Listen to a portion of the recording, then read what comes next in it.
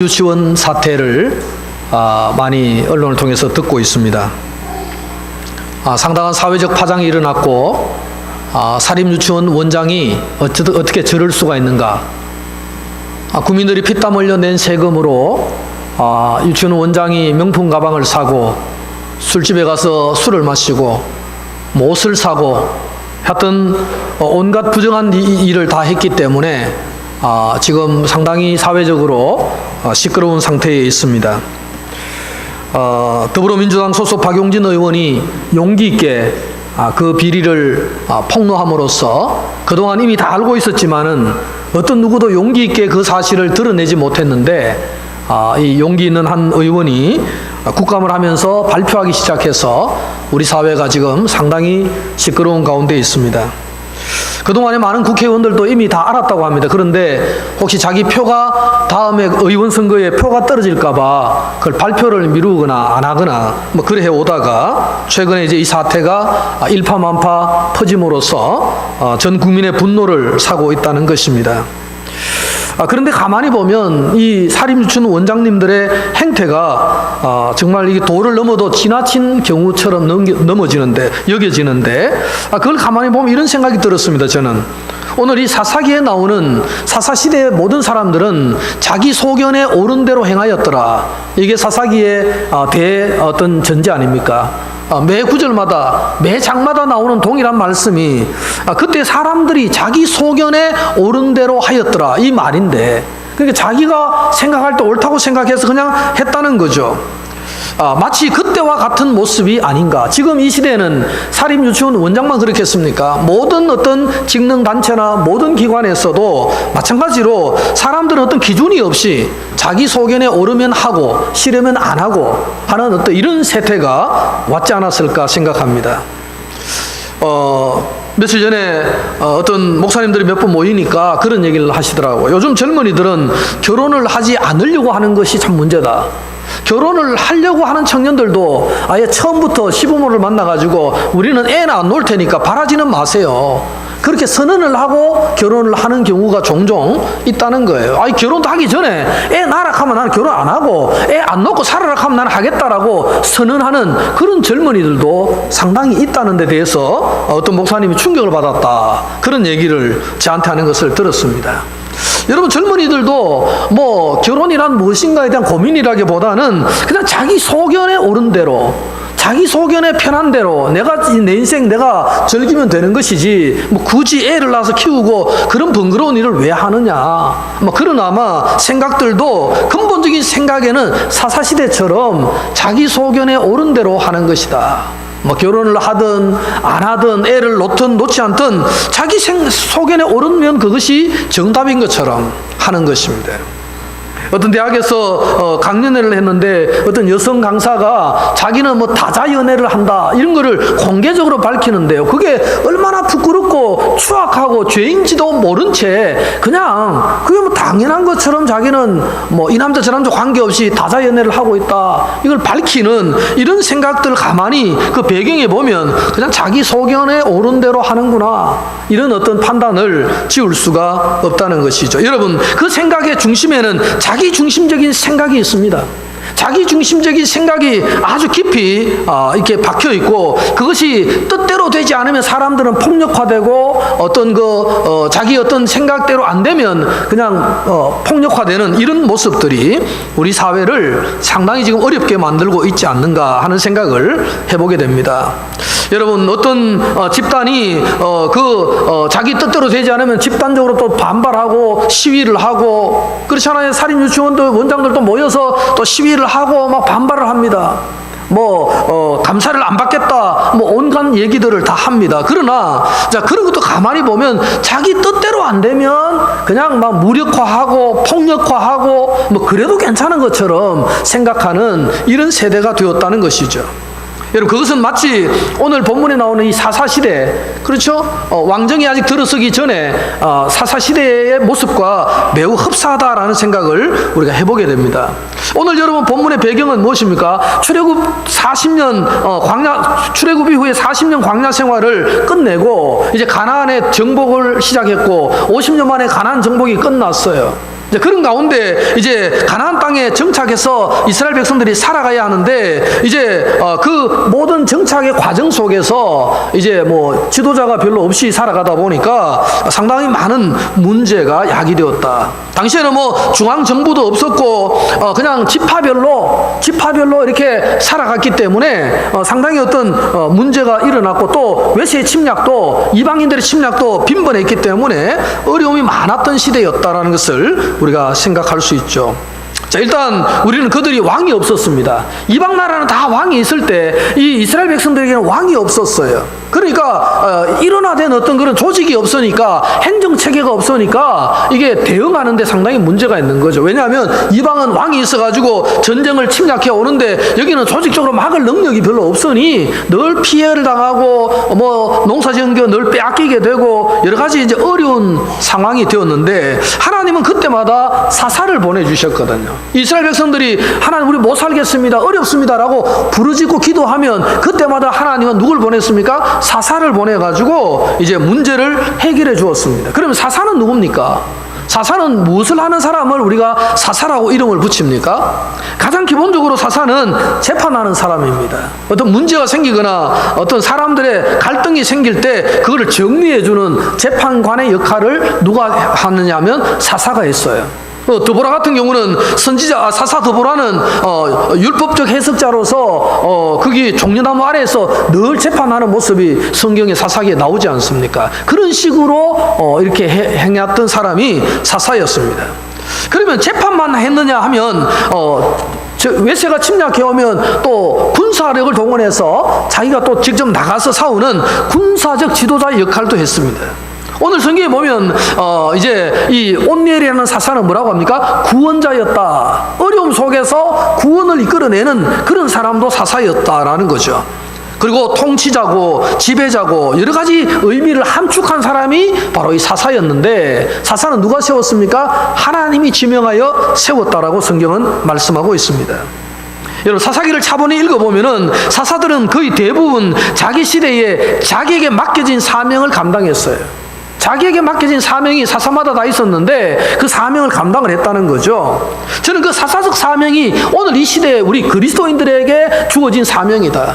우리 그리스도인들도 각자에게 주어진 사명이 있는데 사사들처럼 우리는 그 사명을 다 해 나가야 할 책무가 우리에게 있다. 그런 생각을 해보게 됩니다.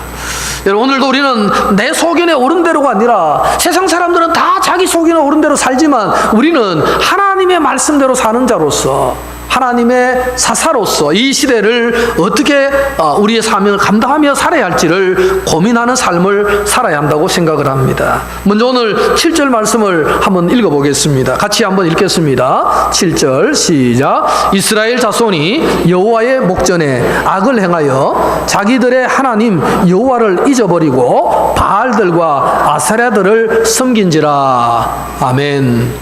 여러분, 오늘 7절 말씀의 핵심은 뭡니까? 이스라엘 사람들이 어땠다는 거예요?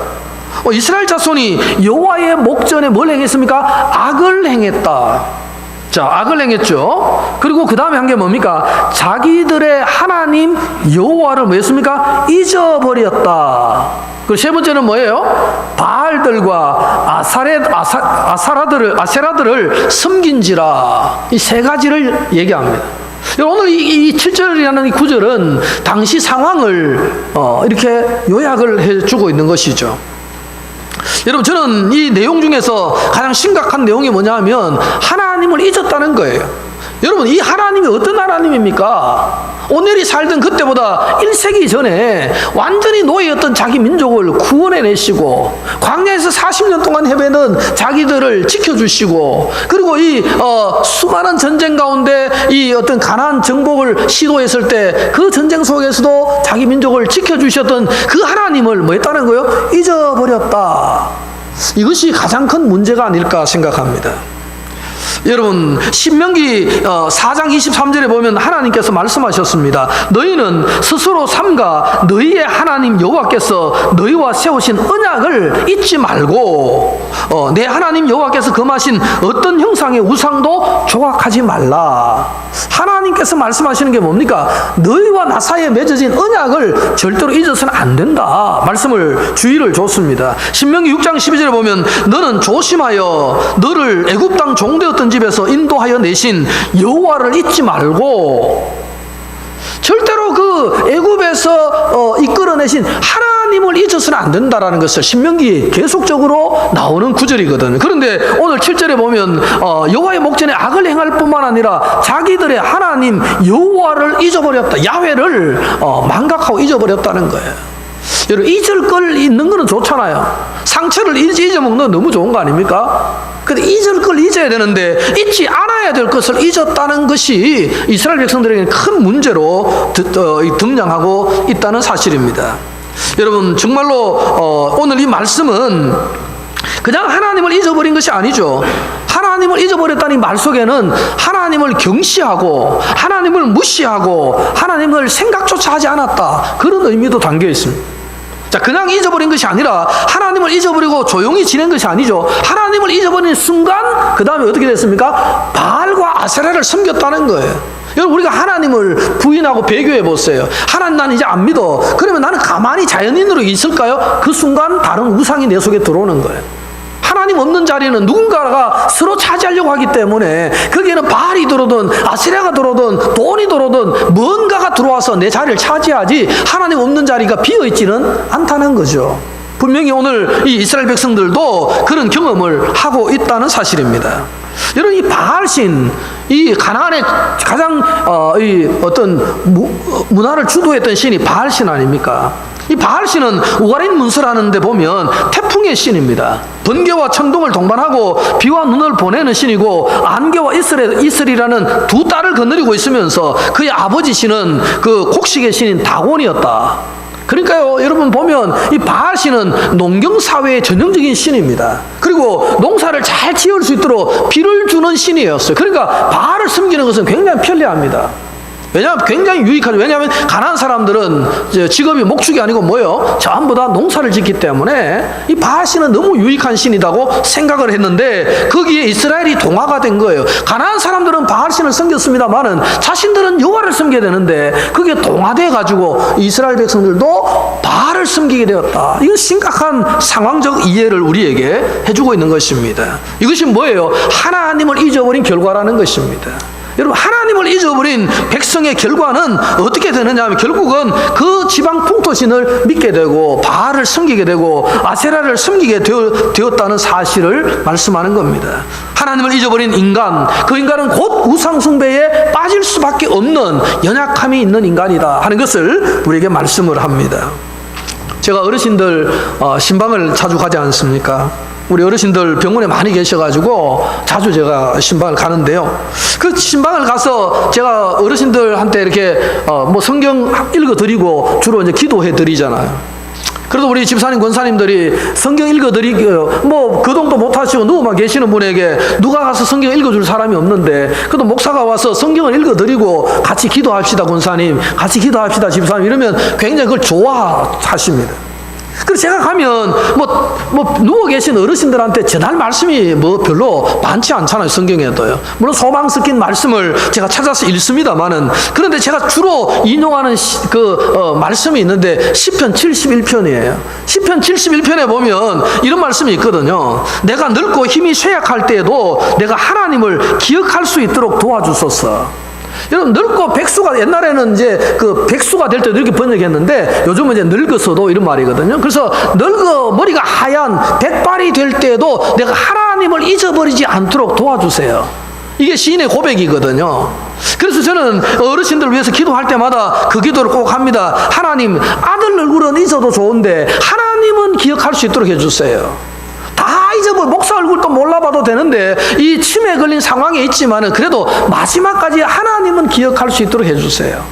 제가 그렇게 기도하거든요. 왜냐하면 늙으면 치매에 걸리면 잊어버리는 게 많아요. 아들 얼굴도 잊어버리죠. 목사 얼굴도 잊어버리죠. 뭐 누군지를 분별하지 못하죠. 그런데 저는 소원은 어쨌든 간에 하나님의 이름은 기억할 수 있도록 도와주세요. 제가 그렇게 기도하거든요. 그렇게 기도하면 어쨌든 제 마음이 제가 좀 편안해집니다. 어쨌든 치매 걸리면 다 잊어먹잖아요. 한 달 전에 우리 백예봉 권사님 신방 갔더니만은 급속 치매가 온 거예요. 급속 치매가 와서 그냥 이게 3일 만에 사람을 못 알아보고 완전히 이렇게 노인이 그렇게 돼버린 거예요. 너무 가슴이 아팠어요. 그래서 말씀도 잘 못하시죠. 그러니까 지난주에 이제 다시 한번 진해에 계시니까 신방 가려고 전화를 드렸더니만 어르신이 갑자기 기억이 다 살아난 거예요. 치료를 얼마나 잘했는지 다 기억하시고 저하고 통화하고 이제 다음 주에 올라오시면 그래서 목사님 이제 안 내려와도 된다고, 내가 올라간다고 막 이렇게 말씀하실 정도로 좋아지신 거예요. 제가 깜짝 놀랐습니다. 어쨌든 저를 알아보는데 제가 기분이 좋았고요. 몰라보다가 알아보면 얼마나 좋겠습니까? 그런데 어쨌든 이제 기억들이 살아나면서 굉장히 좋아지셨다는 사실에 대해서 참 감사한데요. 어쨌든 여러분, 우리가 가장 문제는 하나님을 매사에 잊어버리면 그 죄와 연결되고 우상과 연결된다는 사실을 우리는 기억을 해야 된다는 사실입니다. 사랑하는 성도 여러분, 우리가 늙어서 백수가 되고 그럴지라도, 우리가 치매가 걸릴지라도 정말 하나님을 잊어버리지 않는 인생이 되도록 여러분 미리 기도할 필요가 있지 않을까요? 저는 기도할 필요가 있다고 생각합니다. 어제 오전에 갑자기 설교 준비하고 있는데 전화가 한 통 왔습니다. 10시쯤 돼가지고 대구 동부교회 장로님이신데, 제가 늘 자주 말씀드리던 우리 대학 선배님이신데요. 이 장로님이 시무 장로님인데 이제 전화가 왔어요. 전화가 와서 내가 이제 서울로 이사를 가게 됐는데 이제 마지막으로 식사를 한번 하면 좋겠다.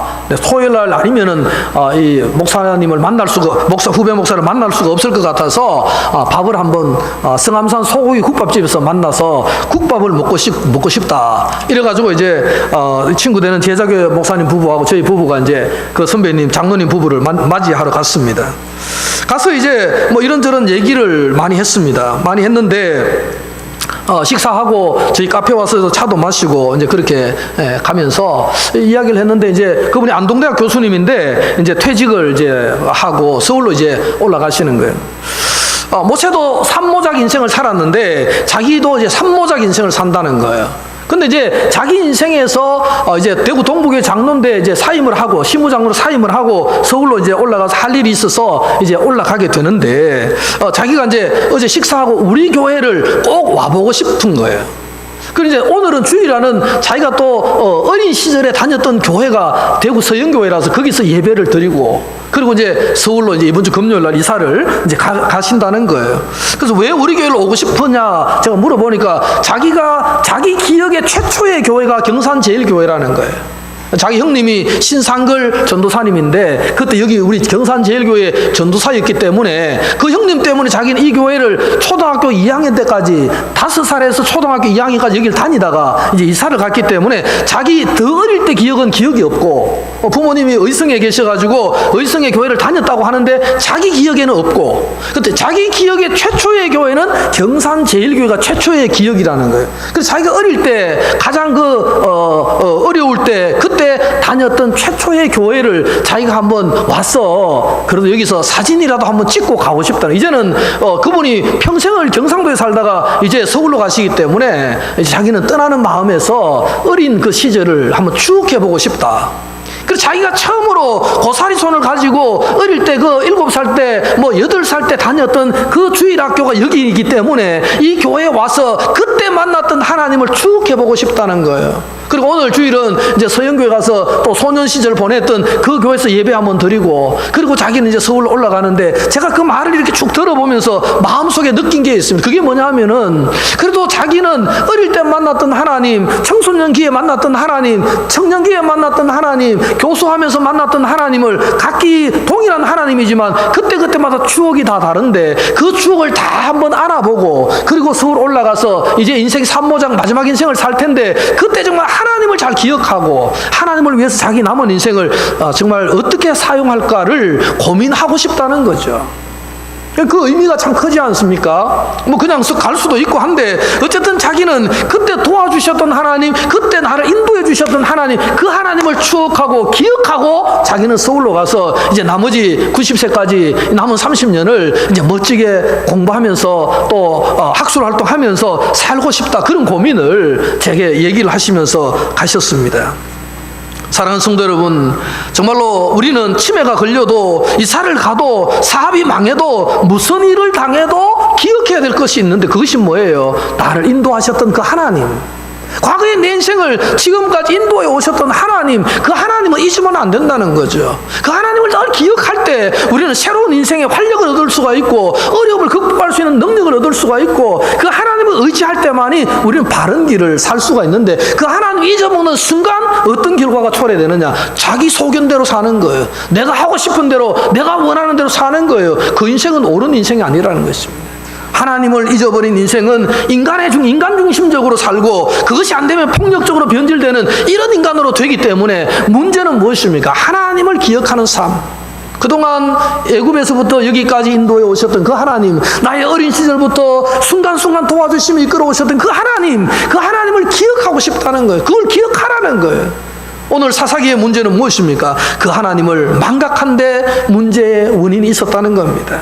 사랑하는 성도 여러분, 우리는 정말로 하나님, 내가 백발이 되고 치매가 걸려도 하나님만을 기억하는 인생이 되게 해주십시오. 그렇게 여러분 기도하는 기도가 얼마나 아름다운 기도입니까? 그런 기도가 얼마나 멋있는 신앙입니까? 그런 신앙으로 나가시는 저 여러분 되시기를 축원합니다. 자, 그런데 오늘 본문에 이스라엘 백성들은 잊지 않을 하나님을 잊어버렸습니다. 그러니까 결과가 어떻게 됐습니까? 자기 소견에 옳은 대로 했습니다. 그런데 결과는 오늘 보니까 메소포타미아 왕 구산 리사다임의 손에 하나님이 팔아버렸어요. 그들이 팔려가 버렸습니다. 한마디로 말하면 구산 리사다임의 손에 넘어가 버렸다는 거죠. 그러니까 어떻게 되겠습니까? 여러분, 오늘 이 메소포타미아라는 말은 두 강 사이에 있는 아람 사람의 땅이라, 이런 뜻인데 하란을 얘기합니다. 아브라함의 두 번째 고향이죠. 갈대 우르를 떠나가지고 하란에서 정착해 살았잖아요. 그 하란 땅을 메소포타미아라 이렇게 지칭을 하거든요. 그 땅에 사람들이 와서 정복을 한 겁니다. 얼마나 어려운 상황입니까? 그래서 얼마나 몇 년 동안 살았냐면 8년 동안 억압을 당한 겁니다. 그 땅에. 그 이제 구산 리사다임이 와가지고 이제 8년 동안 억압을 한 거예요. 그러니까 8년 동안 농사지가 다 뺏기면 얼마나 힘들겠습니까?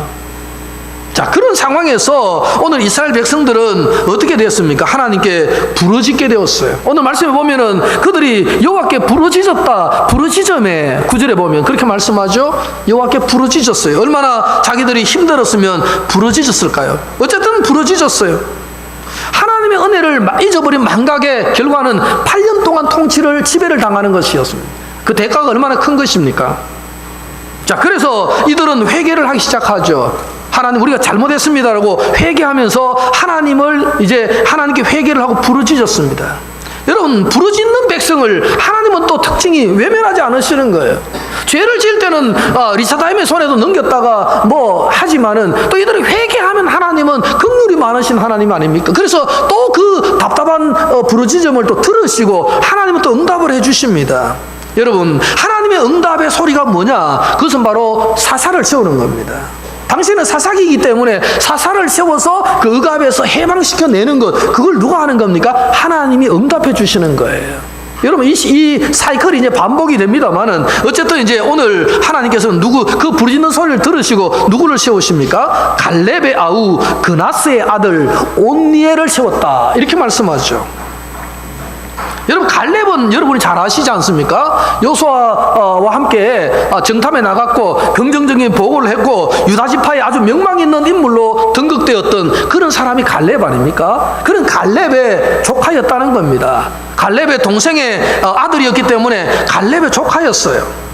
자, 그런데 이 갈렙의 조카인 온니엘을 하나님께서 세우셔가지고 이제 그 문제를 해결하시고자 계획하셨다, 이렇게 오늘 말씀을 합니다. 그런데 가만히 보니까 10절에 보면 여호와의 영이 그에게 임하였으므로 이렇게 시작되죠. 하나님은 이 백성들의 부르짖는 소리를 들으시고 그 문제를 해결하기 위해서 사사를 지정하시고 그에게 뭘 보냈습니까? 하나님의 영을 보내주셨어요. 하나님의 영이 강력히 감동되게 해주셨다, 이렇게 말씀하죠. 여러분, 근데 그런데 오늘 이 온니엘의 어떤 신분이요, 나중에 역대상 25장에도 나옵니다. 무슨 얘기냐면은 온니엘은 신앙에 자기 어떤 큰아버지 누굽니까? 큰아버지 갈렙의 영향을 받아가지고 신앙이 참 좋았는데 자기 대에서 끝난 것이 아니라 이 갈렙은 또 신앙의 대를 잘 물려줬어요. 물려줘가지고 역대상에 보면은 12달째 지휘관은 온니엘 자손에 속한 느도바 사람 헬덴이 이런 말이 나와요. 그러면 이제 12대를 이어갈 때까지 이 온니엘의 가문이 굉장히 신앙적 가문으로 흘러갔다는 이 역대상에서 증명이 되는 거죠. 온니엘은 자기 당대 잘 믿고 그냥 자기 당대 사사로 살다가 그 당대 끝났다 이게 아니라 온니엘의 신앙이 자기 큰아버지 갈렙부터 시작해가지고 온니엘로 연결되는 이 가문의 신앙이 12대 때까지 계속해서 잘 내려가고 있다는 것을 역대상에서 증명을 해주고 있습니다. 오늘 이것은 우리에게 도전하는 바가 있습니다, 여러분. 하나님의 영이 아무에게나 임했겠습니까? 하나님은 그 많은 이스라엘 백성 중에서 누구를 지정해서 사사로 세웠겠습니까? 이유가 있는 것입니다. 하나님의 영이 아무에게나 임한 것이 아니라 하나님의 영은 임할 자에게 임하였는데 그게 온니엘이었다는 겁니다. 여러분, 온니엘은 정말 괜찮은 가문의 믿음의 전통을 물려받았고 그걸 또 잘 물려준 사람이라고 성경은 증명을 해주고 있습니다. 저는 오늘 다음 주에는 우리 가족 초청주일 아닙니까? 가족 초청주일인데 관심 있는 분도 계시고 없는 분도 계시는 것 같아요. 여러분, 우리의 책임은 뭐냐 이거죠. 우리의 책임은 물려준 어떤 대를 이어 물려받은 신앙일 수도 있고 내가 당대에 믿은 신앙일 수도 있습니다만 어쨌든 신앙의 대물림을 잘해주는 것이 굉장히 중요하다. 온니엘처럼 12대가 흘러가도 흔들리지 않는 이 신앙의 뼈대를 세워주는 가문이 된다면 얼마나 좋겠느냐라는 거죠. 그 소원을 우리가 마음속에 품고 다음 주일에 우리 자녀들을 초청하고 불신 가족들을 한번 초청하면 좋지 않을까. 자, 그래서 우리의 가문도 믿음의 가문, 정말 믿음의 뼈대를 가진 그런 가문으로 세워간다면은 정말 괜찮은 일이 아닐까. 2018년도에 사랑하는 여러분의 가족들을 위해서 한번 집중해서 기도해 보시고 정말 우리가 신앙의 대를 잘 이어갈 수 있도록 우리가 기도해야 되지 않겠느냐 하는 것입니다. 사랑하는 성도 여러분, 정말로 안타까워하십시오. 그리고 기도하십시오. 그리고 간절히 초청하십시오. 그래서 복음 안으로, 예수님 안으로, 교회 안으로 이 가족들이 들어오도록 여러분이 힘써 기도하셔야 한다는 것입니다. 교회가 마련한 잔치에 순종이라도 하시면 그 역사는 일어날 텐데 아무런 반응도 대꾸도 하지 않으면 그런 일은 있을 수가 없다는 것입니다. 여러분, 우리가 잘 아는 기도원, 입다, 삼손 이런 사람들도 하나님의 영이 다 임했습니다. 하나님 역사를 다 이룬 사람들이죠. 그런데 온니엘보다 약점은 뭐냐 하면 그런 신앙의 대물림을 잘 못한 거예요. 온니엘의 장점은 그겁니다. 신앙의 대물림을 아주 잘 했다는 겁니다. 유산을 물려줬다는 거예요. 돈을 물려준 것이 아니라 자기에게 임하였던 하나님의 영을 이 후손들도 잘 이렇게 하나님의 영과 함께 살아갈 수 있도록 신앙의 대물림을 잘 해줬다. 그것에 대해서 얼마나 좋은지 모른다는 것입니다. 성도 여러분, 온니엘은 이런 면에서 사사시대의 첫 사사로 준비된 신앙의 소유자였다고 우리는 분명히 말할 수가 있습니다. 그리고 이러한 온니엘에게 하나님 영이 임했을 때에 다른 말이 필요 없을 정도로 온니엘은 자기 직분에 충실한 사사가 되었다. 그것을 우리는 분명히 알 수가 있습니다. 여기에서 한 걸음 더 나아가서 온니엘은 이스라엘의 구원자로서 지속적 영향을 행사하면서 무려 오늘 성경에 보면 몇 년 동안 평온했습니까? 40년 동안이나 온니엘이 통치하는 동안에는 평안하였더라. 얼마나 위대한 일입니까? 사사 온니엘이 있는 동안에 8년 동안 억압당한 것 제외하면 40년 동안이나 태평성대를 이루는 그런 시대가 되었다는 거예요. 온니엘이 무슨 왕도 아니고 무슨 그런 건 아니었지만은 사사로서 하나님의 영감대로 살아가고 자기 소견에 오른 대로 사는 것이 아니라 하나님의 영감대로 통치하고 그들을 섬겨갈 때에 40년 동안이나 아주 문제없이 평안한 삶을 이스라엘 백성들이 살았더라. 이렇게 오늘 성경은 우리에게 말씀하고 있습니다. 사랑하는 성도 여러분, 이 문제 많고 자기 주장이 강하고 폭력적인 시대에 가장 필요한 것은 하나님의 영감받은 사람이 필요한 것입니다. 그래서 자기 소견대로 살아가는 것이 아니라 하나님의 말씀대로 사는 그런 인생이 이 시대에는 필요한 것입니다. 자, 그러므로 오늘 우리는 정말 온니엘의 그 삶을 본받고 자기 주장뿐 아니라 정말 폭력적인 이 시대 속에 살아가면서 하나님의 영으로 충만한 그런 삶을 살아감으로써 하나님이 누구신가를 우리 삶을 통해서 증거할 수 있는 그런 믿음의 귀한 역사에 참여하는 저와 여러분 모두가 되시기를 간절히 축원합니다. 기도하겠습니다. 하나님 아버지, 감사와 찬양을 드립니다. 오늘 사사 온니엘의 삶을 통해서 우리의 신앙을 잠시 되돌아봅니다. 하나님 아버지, 저 하나님의 뜻대로 하나님의 영으로 감동을 받고 하나님의 역사대로 살다가 신앙의 대물림을 잘 이루고 마침내 그는 40년의 태평세월을 만들어냈다는 것을 우리가 보게 됩니다. 하나님 아버지, 오늘 자기 소견에 오른 대로 자기 주장대로 폭력적으로 마음대로 살아가는 세상 속에서 우리가 하나님의 말씀대로 살고자 힘써갈 때에 아버지 하나님 우리를 붙들어 주시옵기를 간절히 원합니다. 온니엘처럼 하나님 믿음의 대물림을 잘 이루어갈 수 있는 저희가 될 수 있도록 은총을 허락하여 주시옵소서. 예수님의 이름으로 기도드리옵나이다. 아멘.